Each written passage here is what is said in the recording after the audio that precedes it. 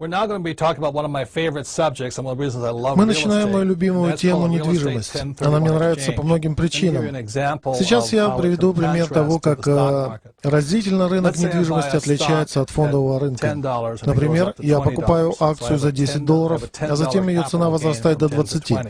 Следовательно, прибыль будет $10. Но мне достается не вся сумма. Сегодня налог на такого рода прибыль составляет около 35%, если я продаю акцию, и 15%, если я ее покупаю. Не скажу, что недвижимость полностью лишена налогообложения.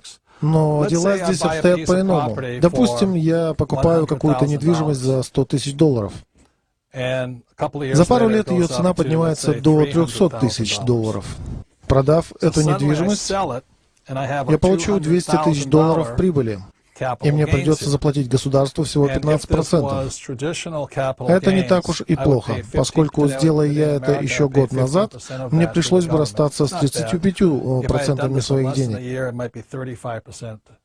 Но вся прелесть недвижимости заключается в том, что я могу заключить сделку о продаже через агентство по недвижимости.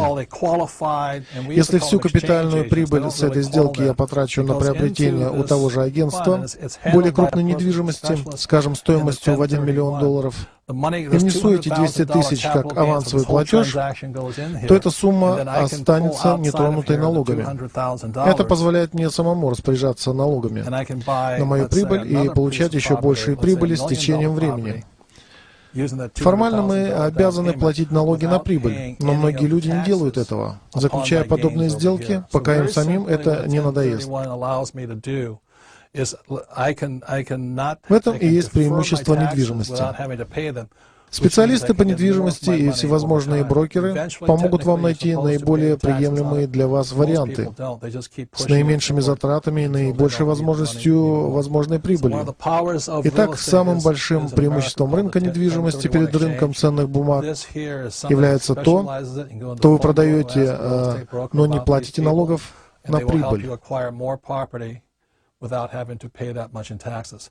And so that's one of the advantages of real estate over paper assets such as stocks, bonds, and mutual funds.